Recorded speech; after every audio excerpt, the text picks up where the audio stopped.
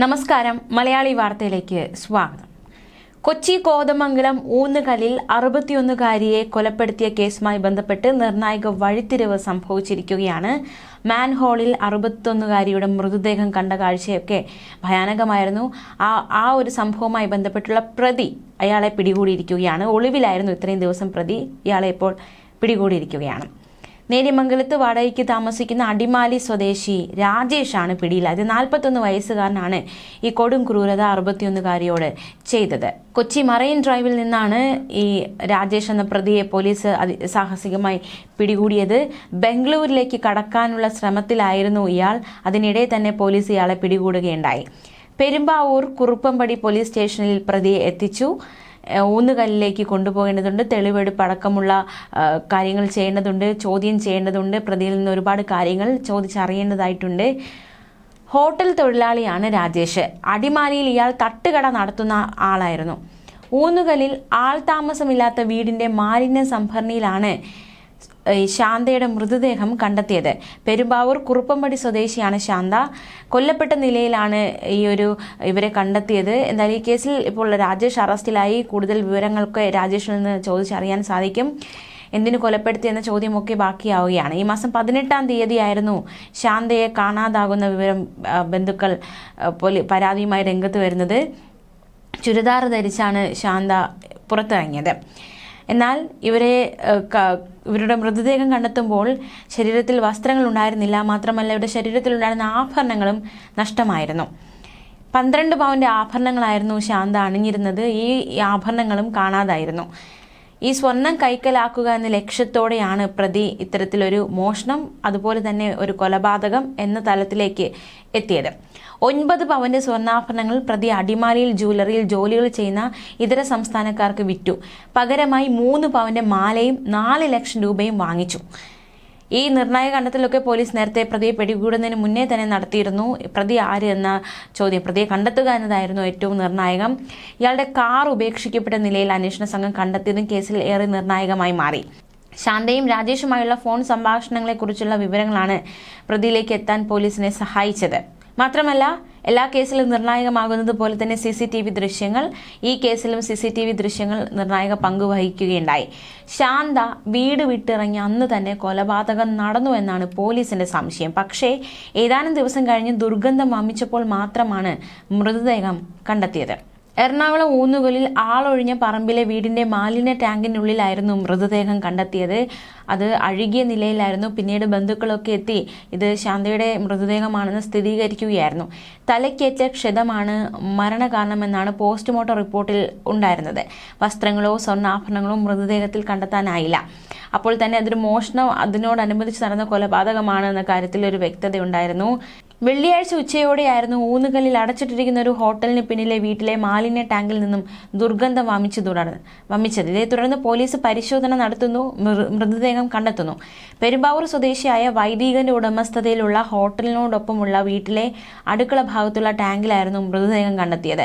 മാൻഹോളിൽ നിന്ന് പുറത്തെടുത്ത മൃതദേഹം തിരിച്ചറിയാൻ ആദ്യഘട്ടത്തിൽ കഴിഞ്ഞില്ല. പിന്നീട് മെഡിക്കൽ കോളേജിൽ വെച്ച് ബന്ധുക്കൾ ശനിയാഴ്ചയോടെയാണ് മൃതദേഹം തിരിച്ചറിഞ്ഞത്. പെരുമ്പാവൂർ വേങ്ങൂർ ദുർഗാദേവി ക്ഷേത്രത്തിന് സമീപം കുന്നത്ത് താഴെ താമസിക്കുന്ന ബേബിയുടെ ഭാര്യ ശാന്തയെ ഓഗസ്റ്റ് 18 മുതൽ കാണാനില്ലെന്ന് കാണിച്ച് ബന്ധുക്കൾ നേരത്തെ തന്നെ പോലീസിൽ പരാതി നൽകിയിരുന്നു. അതുകൊണ്ട് തന്നെ ശാന്തയാണോ ഇത് എന്ന ചോദ്യം അപ്പോൾ തന്നെ ഉയർന്നിരുന്നു. വർക്ക് ഏരിയയിൽ വെച്ച് കൊലപാതകം നടത്തിയ ശേഷം മൃതദേഹം ടാങ്കിൽ ഒളിപ്പിച്ചതാകാമെന്നായിരുന്നു പ്രാഥമിക നിഗമനം. മോഷണ ശ്രമമാണ് കൊലപാതകത്തിലേക്ക് നയിച്ചതെന്നാണ് പോലീസ് കരുതുന്നത്. പോസ്റ്റ്മോർട്ടത്തിന് ശേഷം ബന്ധുക്കൾക്ക് വിട്ടുകൊടുത്ത മൃതദേഹം സംസ്കരിച്ചു. എന്തായാലും ഈ സ്വർണ്ണാഭരണങ്ങൾ മോഷ്ടിക്കാൻ ശ്രമിച്ചു. ഇതിനിടയിൽ ഉണ്ടായ വാക്ക് തർക്കം, അല്ലെങ്കിൽ അത് പ്രതിരോധിക്കാൻ ശാന്ത ശ്രമിച്ചപ്പോൾ ഉണ്ടായ പിടിവലി, അതിനിടയിലാണ് കൊലപാതകം ഉണ്ടായത് എന്ന് തന്നെയാണ് പോലീസിന്റെ നിഗമനം. എന്തായാലും അതിക്രൂരമായ ഒരു കൊലപാതകമാണ് സംഭവിച്ചിരിക്കുന്നത്. അതേസമയം നമുക്കിനി മറ്റൊരു വാർത്തയിലേക്ക് കൂടി പോകാം. സ്ത്രീധന പീഡനത്തെ തുടർന്ന് ഭർത്തൃ വീട്ടുകാർ തീ കൊളുത്തി കൊലപ്പെടുത്തിയ കേസിൽ നിക്കി ഭാട്ടി എന്ന യുവതിയാണ് കൊല്ലപ്പെട്ടത്. ഈ കേസിലൊരു വഴിത്തിരിവ് സംഭവിച്ചിരിക്കുന്നു. നിക്കിയുടെ ഭർത്തൃ വീട്ടുകാർക്കെതിരെ അവരുടെ കുടുംബം നേരത്തെ തന്നെ ആരോപണങ്ങൾ ഉന്നയിച്ചിരുന്നു. നിക്കിയെ കൊന്നത് ഭർത്തൃ വീട്ടുകാരാണ് എന്ന് കുടുംബം വ്യക്തമാക്കിയിരുന്നു. ഇപ്പോൾ സമാനമായ ആരോപണവുമായി നിക്കിയുടെ സഹോദര പത്നി മീനാക്ഷിയും രംഗത്ത് വന്നിരിക്കുകയാണ്. നിക്കിയുടെ വീട്ടുകാർക്കെതിരെയാണ് മീനാക്ഷി ഇത്തരത്തിലൊരു വെളിപ്പെടുത്തൽ നടത്തിയിരിക്കുന്നത്. നിക്കിയുടെ സഹോദരൻ രോഹിത് പൈലയുമായി അകന്നു കഴിയുകയാണ് മീനാക്ഷി.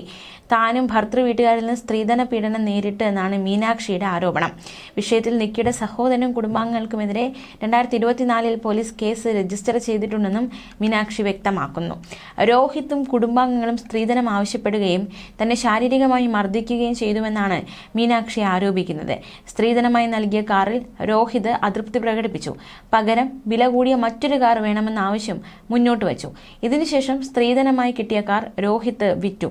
അവരെ സാമ്പത്തികമായി പിന്തുണച്ചിരുന്ന തന്റെ അച്ഛൻ കോവിഡ് കാലത്ത് മരണപ്പെടുകയുണ്ടായി. ഇതിന് പിന്നാലെ രോഹിത്തും വീട്ടുകാരും ചേർന്ന് ആവർത്തിച്ച് തന്നെ മർദ്ദിച്ചിരുന്നുവെന്നാണ് മീനാക്ഷി പറയുന്നത്.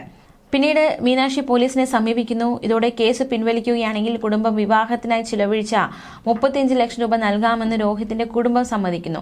കേസ് പിൻവലിച്ചെങ്കിലും വാഗ്ദാനം ചെയ്ത പണം തിരികെ കിട്ടില്ല. പിന്നാലെ പീഡനം തുടരുകയായിരുന്നു.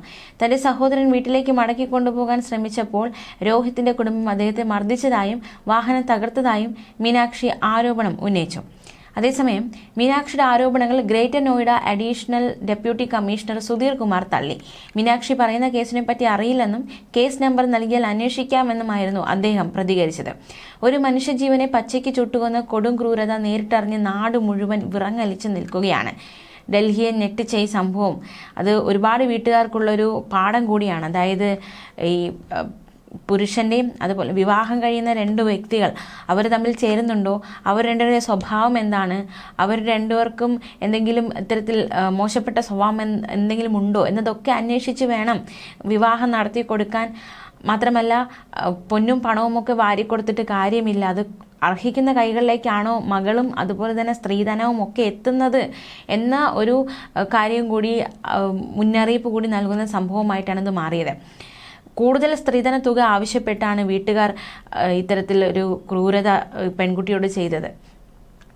ഒരു സ്കോർപിയോ SUV, ഒരു റോയൽ എൻഫീൽഡ് ബൈക്ക്, പണം, സ്വർണം എന്നിങ്ങനെ 2016 ദമ്പതികളുടെ വിവാഹ സമയത്ത് നിക്കിയുടെ കുടുംബം ഭർത്താവ് വിപിൻ ഭാട്ടിക്ക് തങ്ങളാൽ കഴിയുന്നതെല്ലാം സമാനമായി നൽകിയിരുന്നു. പക്ഷേ ഇവയ്ക്കൊന്നും ഭാട്ടികളുടെ അത്യാഗ്രഹം ശമിപ്പിക്കാൻ കഴിഞ്ഞില്ല. അവർ കൂടുതൽ സ്ത്രീധനം ആവശ്യപ്പെടുകയായിരുന്നു. തുടർന്ന് കൊലപാതകത്തിലേക്ക് കാര്യങ്ങൾ നയിക്കപ്പെടുകയായിരുന്നു. ന്യൂസ് ഡെസ്ക് മലയാളി വാർത്ത.